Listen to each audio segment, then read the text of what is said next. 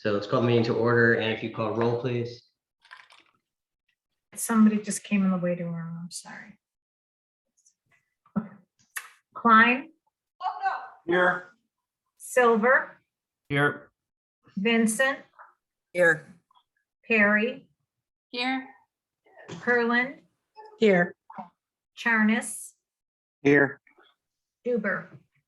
I'm here. I'll make a motion to appoint Austin Clutter as a part-time firefighter paramedic. Is there a second? I'll second. Thank you. You're not starting out Chief, like scratch. you wanna? So you've never seen a car before. Introduce. Here you go. Here's a car. Yes. It I'm looking for a motion tonight to appoint Austin Clutter did not to have the any fire experience. department as a But anybody part-time who had firefighter paramedic. the double time didn't. Austin is a firefighter paramedic too. He has a bachelor's of science degree in finance from Ohio State University. He was also a member of the Ohio State University football team for 2 years, I believe. And he has his own landscape company, and that's where he has been working for the past few years. Prior to that, he worked at the Spire Institute out in Geneva. Okay, who's got that background Does noise? somebody have a TV on in the background? I just saw head nods. Yeah. So Is that you, Wilson? Must be. I just muted him. All right, whoever it was, or I think we're good. So, all right. Wait, Thanks, Chief. Anything else to add? All right. So, Anna, if you would call roll, please. Klein, Yes. Silver, Yes. Vincent, Yes. Perry, Yes. Perlin. You're Oh, muted. she's muted. Yes. Charnis, Go blue and yes. Duber. Yes. Oh, Sorry about that, Austin. That's okay. You guys got us this year, so. I was gonna say it's the only year I could say it, so I had to say it. Congratulations. Welcome. We'll take aboard. the oath. Let's do the oath of office now, one at a time. Yeah, that's fine. All right, and I wonder if Dana heard that this young man has a finance degree. So, he could be some backup help over there in the finance department too. huh? I heard that. Thank you. Austin, are you ready to take the oath of office? Yes. Okay. Are you sitting, standing? Stand up, raise your right hand. 1 second. I mean, Steve, does it matter if they're sitting or standing? Can you see me? I'm standing now. It's customary, but not legally necessary. Okay. All right, you got any family with you? I do not. Okay, well, we're going to be your new family. We will, we'll witness this. Repeat after me. I state your name, I, Austin Clutter, do solemnly swear do solemnly swear that I will support the Constitution that I will support the Constitution of the United States, of the United States, the Constitution of the State of Ohio, the Constitution of the State of Ohio, the rules, regulations, and charter of Orange Village, the rules, regulations, and charter of Orange Village, and that I will faithfully, and that I will faithfully, honestly, and impartially honestly, and impartially discharge my duties discharge my duties as a part-time firefighter and paramedic as a part-time firefighter and paramedic of Orange Village, State of Ohio, of Orange Village, State of Ohio, during my continuance in said office. during my continuance in said office. Welcome aboard. We're happy to have you. You'll get a badge and everything you're entitled to when you report to duty. Awesome. Thank you guys so much. Please stay on and Congratulations. Thank you guys. Austin. please stay Go on at Bucks. least so we welcome your other classmate. Absolutely. I'll stay on the whole time. Well, you don't have to stay. I'll make congratulations, welcome. I'll make a motion to appoint Jeff Rath as part-time firefighter paramedic. Is there a second? I second. Thank you, Ms. Gerlin. Chief, Yes, we're looking for a motion to appoint Jeff Rath as a part-time firefighter EMT at this time. Jeff is a firefighter too. He's an EMT. He has completed his medic school And the earliest he could get his medic test was next week. So next week he will become a medic as long as he passes the test. Jeff has a bachelor's degree in political science from Cleveland State University. He has worked in real estate for the past 10 years with his father, and this will be his first fire job, and we look forward to having him on the department. Great. Thanks, Chief. And if you'd call roll, please. Klein, Affirmative. Silver, Yes. Vincent, Yes. Perry, Yes. Kurland, Yes. Charnes, Yes. Duber. Yes. Welcome aboard. Before we Mayor, do if the you'd oath- like to give the oath. Yes, just want to say welcome to your family who's joined us here. I see your brother and possibly your mother, so Yeah, good. Thank you. congratulations to them as well. You're embarking on a great career. Mayor, Um, may I add one thing before we swear him in? Of course. So I just want to say, this is Dan Fritz. I just want to say that Jeff Rath has had the opportunity during his paramedic training to ride with Chief Wilson and myself at the Bedford Heights Fire Department. And he's been on some calls that I would categorize as stepped up calls and has been an outstanding student. And we're really excited to have him on board. I'm also enthusiastic about Austin, but I wanted to mention Jeff's participation with Bedford Heights Fire as well. Well, it's a good thing we didn't need that vote of confidence before the vote because they already voted. That's right. All right, are you ready, Mr. Rath? I am. Okay. Right hand, your right hand. Your other right hand. Repeat after me. Yep. I state your name.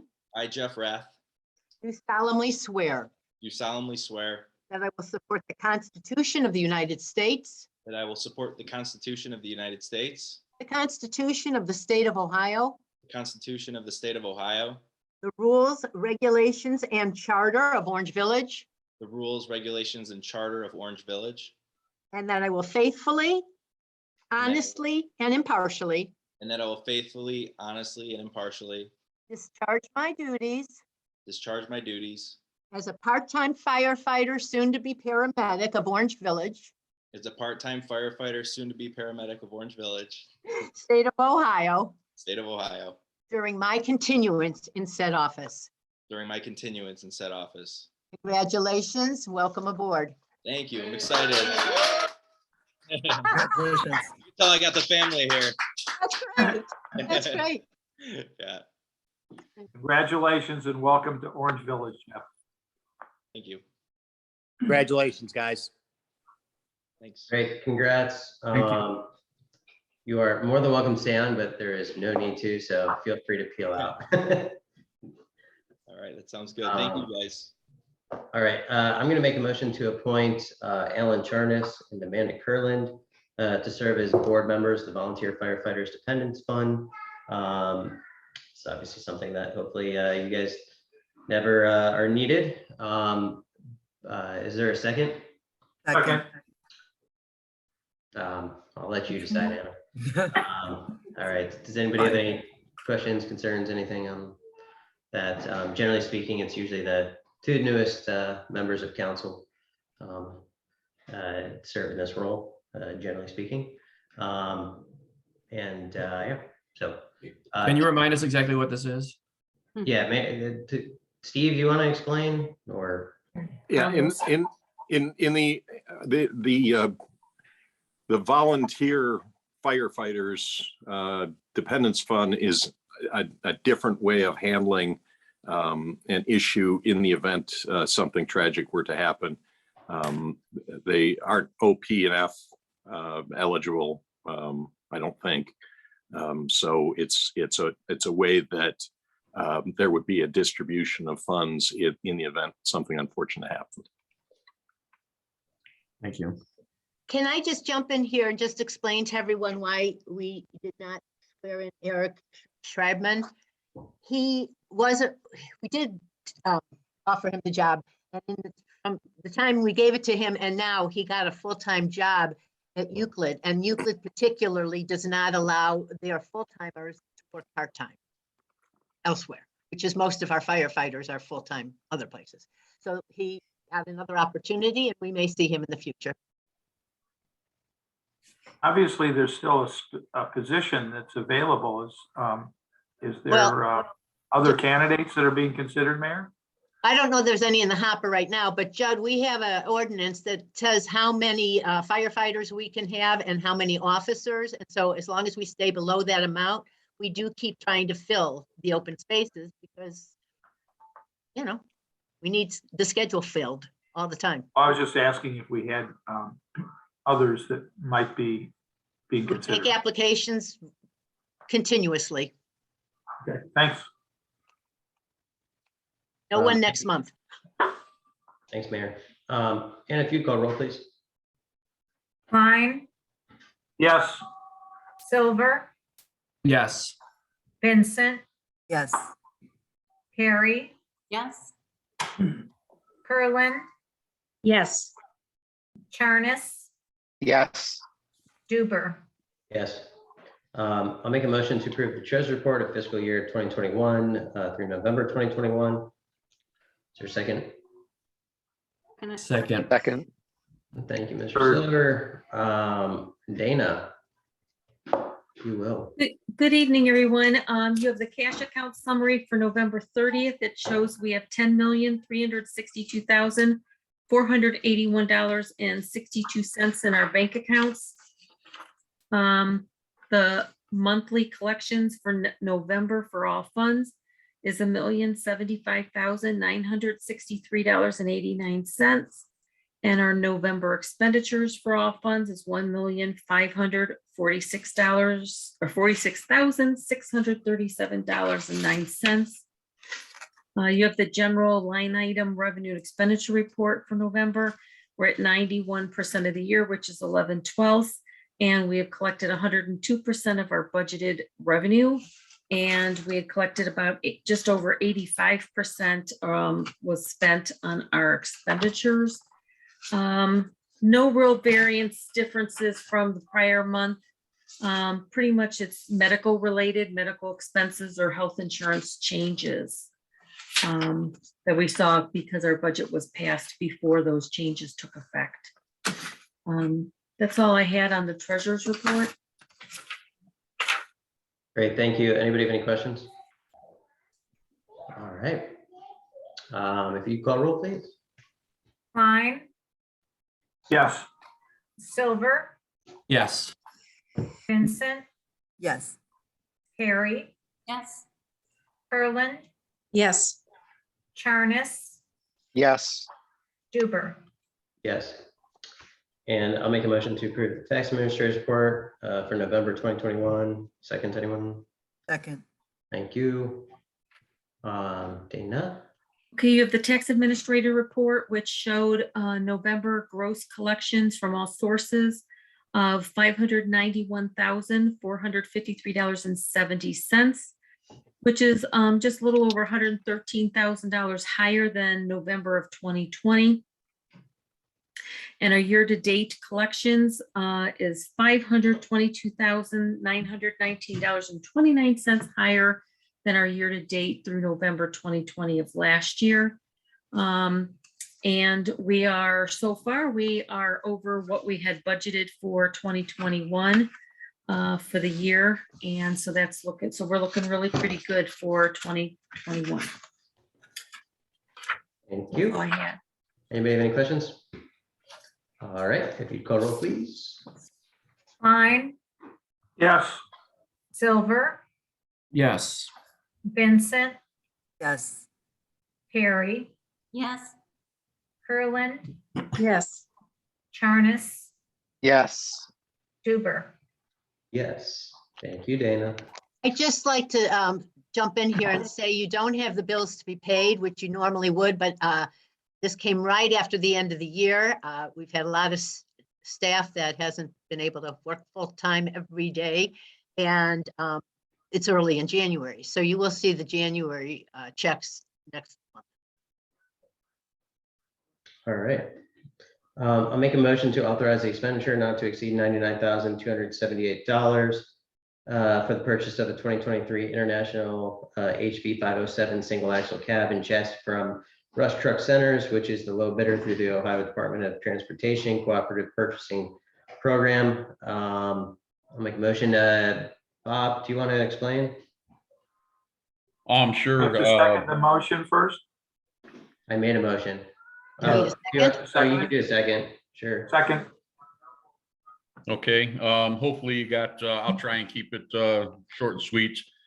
Anybody wants to see the full specifications, they're 16 pages long worth of stuff. But anyways, in the 2022 budget, we had 200,000 in the 201, 202 highway fund. As you can see here in that sheet, we're looking for authorization to purchase this truck. As it stands now, it's 8 to 12 months just to receive the chassis. We were told that if we order it by the end of the week, it would probably be late in the fourth quarter of 22. Do the math real quick. We get the truck in 22, body build. The last time the body build was about 1 year. So we'll be looking at this truck won't be available actually till the 23-24 season. So we'd like to get the chassis on order. And as you see, there's a body build there for 130,000. So be cognizant as well that you are going to have to commit yourself to the chassis and eventually the body build. It's highly doubtful that even the payment for the chassis will come in 22. It'll probably be in 23. The good news on that, we got a body build. Concord equipment came in this morning and will be coming in February for that approval. And that number was 112,592, so about $18,000 less on the body build. So I'll be willing to answer any other questions. You can see this is a replacing a 2005. By the time this truck we get it, it'll be 19 years old. I want to emphasize one thing though about the service department and how they take care of our equipment and the guys that are doing that. Just a note that we pulled up some neighboring communities around us. Bentleyville has got on Gov Deals a 2010 International. That truck's 11 years old and they're already replacing it. And Bainbridge Township has a 2009 International that they're replacing. So we really try to extend the life of these trucks. We get them built accordingly to last. We're very high on our planned maintenance to take care of them. And as you can see with the cost of these things, I mean, it's very important that we do that kind of stuff. Great, thank you. Does anybody have any questions for Mr. Zugan? All right, if not, Anna, if you call roll, please. Klein, Yes. Silver, Yes. Vincent, Yes. Harry, Yes. Kurland, Yes. Charnes, Yes. Duber. Yes. I Moving on have, to I have audience. a- I have a quick question for Bob. When do you anticipate that we would see that 130,000 additional expenditure?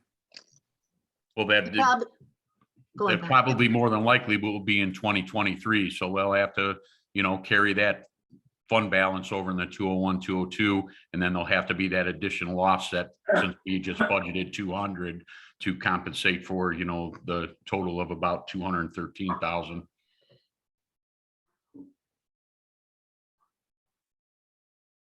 Any other questions?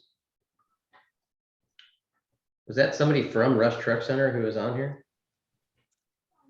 Coming from Rush, but it's an ODOT contract. Well, No, was there an individual from Rush that was on here? Somebody hung up as soon as we, Somebody was here, we don't know who it is, was. and just hung up after we passed it, so I just. Oh, I didn't notice that. Sorry. Oh, okay. All right, moving on to audience comments relating to agenda items. Anyone? No, good. No old business, new business, ordinance 2022-1 and ordinance amending certain sections of chapter 105 and section 111.01 of the codified ordinances of Orange Village to clarify the village's open meeting requirements and to continue to authorize the use of electronic technology to permit remote meetings and electronic attendance at meetings and declaring an emergency. This is on for first reading. Steve, do you want to explain why we're doing this when we already kind of did it? Sure. This integrates the sort of emergency legislation we passed in June because of the expiration of the state law in July into our codified ordinances. The intention of this draft was to reflect our sort of practices. So it's not intended to be new. And you can see that, you know, that there are some other little cleanup things like the Planning and Zoning Commission meets over at the service department or the building department, 4680. So we've added that, and we've just and added email notification as being permitted because we use email notification. And then the 105.09 is the integration of the availability of electronic meetings and electronic attendance at meetings. And finally, the 111.01 is updated to reflect the fact that we have regularly scheduled meetings and work sessions. And they aren't necessarily at the council chamber in Village Hall. By implication, when we adopted legislation to permit electronic attendance, we effectively repealed the requirement that we meet at council chambers, that council meet at council chambers. This just formalizes that you can of course meet you can meet at Village Hall or you can meet remotely. And this just keeps those options open. If you want to modify any of these, you know, I recommend that you just live with this for at least a month and take a look at the ordinance and develop questions, because we just finally put it together and got it out to you this week. It was something that was on my list of things to get to you. And, you know, we've been operating seamlessly on the temporary legislation, but this sort of makes it permanent and integrates it with what we've been doing. Does this address whether or not there's a need to have an open camera, or, I mean, how is this going to affect if somebody wants to, when we go back to chambers, somebody calls in or isn't, do you have to have a camera open? Is that going to be permissible once we go back? Well, as drafted, you can phone it in. You can not have a camera on you and you can call in. The thinking that I had on that was, you know, that we've got the technology available, and if somebody is in a location where they can't zoom in, then maybe you still want to have them able to attend. You know, this is your policy. You know, when we adopted it, everybody kind of understood that we were going to do Zoom meetings. But of course, in other communities, they've had people able to call in and listen in. The state law has never allowed you to call in and participate as a member of the body and be counted as a quorum or have your vote counted. The state law changed that and allowed the technological activities, and then our ordinance just piled on that or piggybacked on that and allowed it to continue past the July 1st expiration of the state law. But this is your policy and you can make it the way you want. What I would recommend is take a month, let everybody read it, and maybe we could discuss it at a work session. Maybe that would probably be more productive. Yeah, I know, Steve, when we originally did this and extended and you know, allowed everything by Zoom, the intent obviously was COVID, but obviously if there's emergency stuff down the road, but I believe, you know, our discussions, you know, Mayor and you and I, and you know, of what we wanted was to have, you know, once we're going back in person, that people attend in person. If there's, you know, something out of the ordinary that, you know, they could be, you know, permitted to join in, but, you know, we didn't want to make it a regular occurrence where somebody just doesn't want to come and just wants to do it from their living room when the rest of the council is meeting in person. And so I just want to make sure that we have that kind of, and I think we did it before, is at the discretion of the council president. I Yeah, just want to make sure and- that there's. Yeah, some kind and what this does, this integrates the temporary thing that we did for all public bodies. And you're right, it does have that discretion of the chair of the body. What we needed to do in this circumstance is we needed to add something to the open meeting sections and have it applied to all the bodies. Some of this stuff, like if you look at meetings and quorum, that is only applicable to council. So we can absolutely add a provision that there is something at the council president's or the chair of the public body's discretion to permit someone to attend. I have no problem putting that into an ordinance if that's what's desired.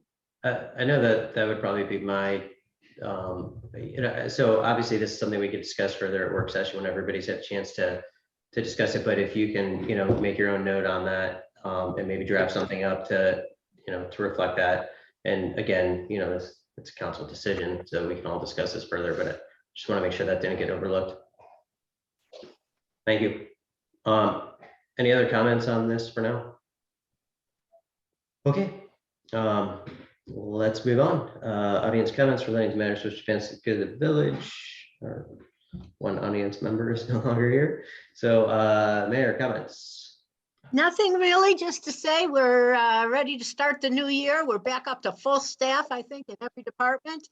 And we're getting ready to start advancing some goals in the next weeks and months. Great.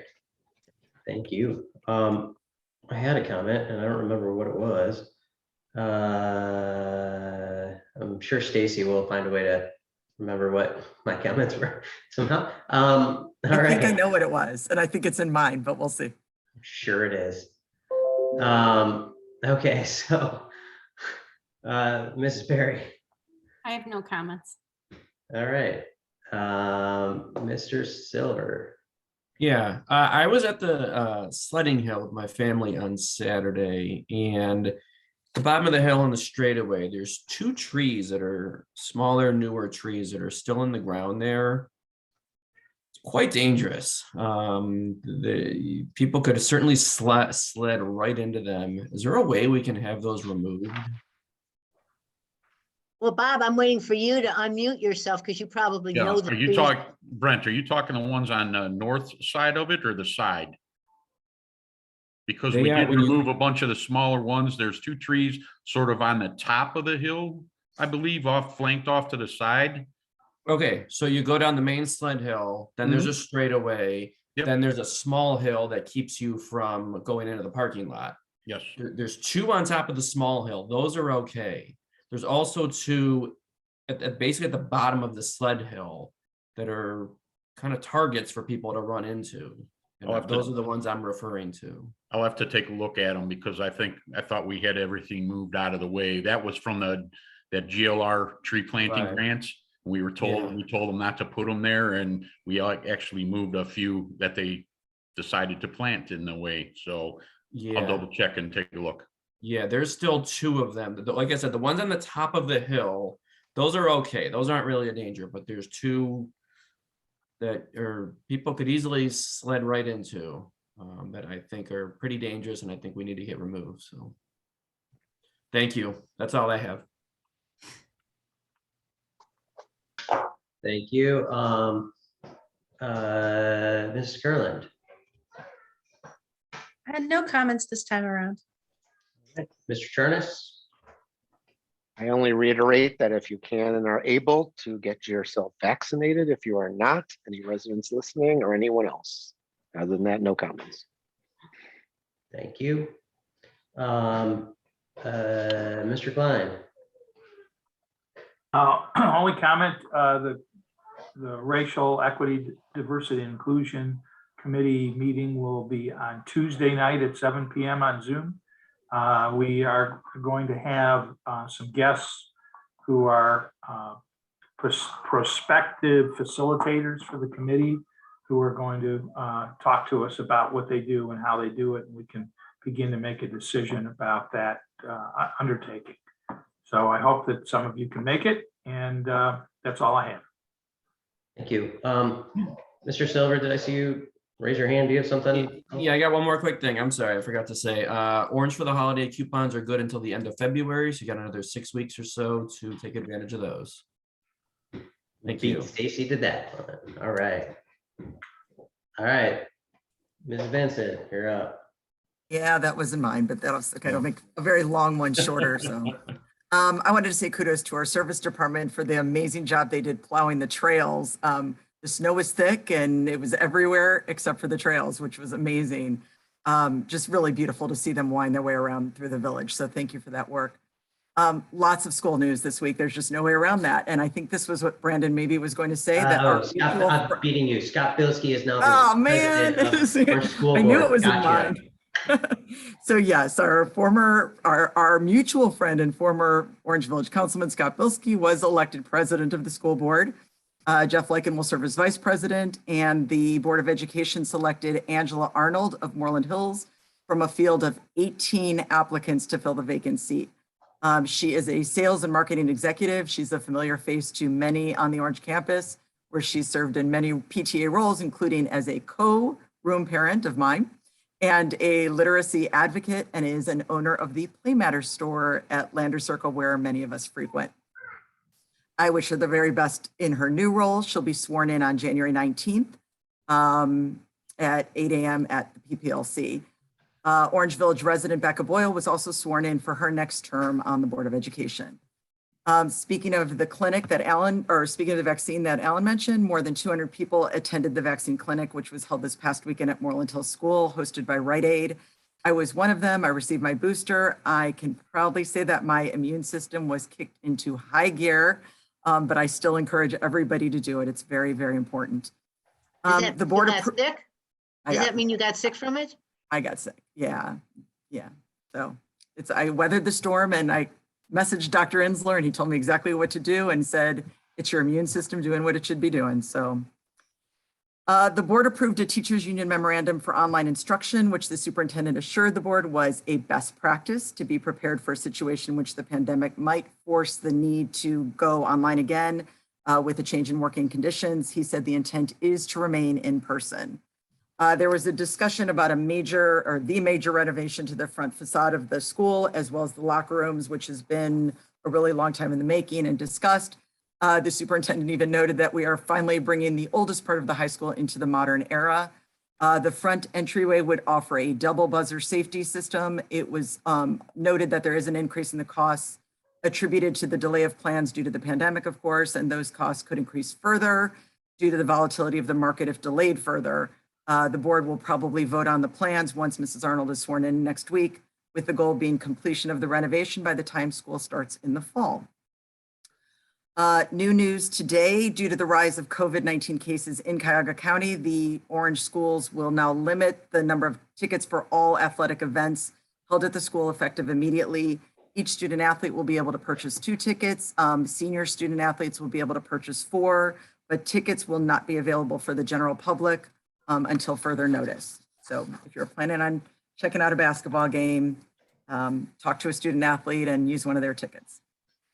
44 arts and writing projects by Orange students have been recognized by the Cleveland Institute of Art, with many of them moving on to the national competition. Among them are a number of Orange residents. You can find the complete list on the Orange Schools website and Facebook page. Brandon, this may be a good note for you, to all those with youngins who may be preschool or kindergarten bound in the fall. Kindergarten information night is scheduled for 7 p.m. on February 3rd, but there are discussions going on right now about making it virtual. Information will be communicated soon, so watch for that. The Orange Inclusive Preschool Screening for information about your child's development or to be a typical peer will occur the morning of February 25th for all children ages 3 through 5. Appointments are required for that, and additional information is available on the website and Facebook page. And I know, Anna, they'd really appreciate it if you can share that on the Orange Schools page too, for anyone who might have young children. A reminder, well, I don't need to do this because Brent already did it, about Orange for the holidays. Go use those coupons, they're amazing. And as we celebrate Martin Luther King Jr.'s birthday this weekend and MLK Day on Monday, I thought I would conclude my remarks with one of his inspiring quotes that has become a mantra for me. Quote, life's most persistent and urgent question is, what are you doing for others? End quote. Let's continue to do for others throughout the year by staying healthy and staying safe. Thank you. And I just want to remind everyone that the Village Hall will be closed on Monday in honor of Martin Luther King's birthday. It is a council ordained holiday for the staff, and trash and recycling will go on as scheduled on Monday. All right. Anybody have anything else? All right, I will make a motion to adjourn. Second. Thank you, Ms. Curlin. Anna, call roll, please. Klein, Yes. Silver, Yes. Vincent, Yes. Perry, Yes. Kurland, Yes. Charnis, Yes. Duber.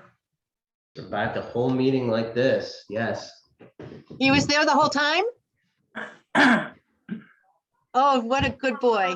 This is not how it's been. Bored him to sleep.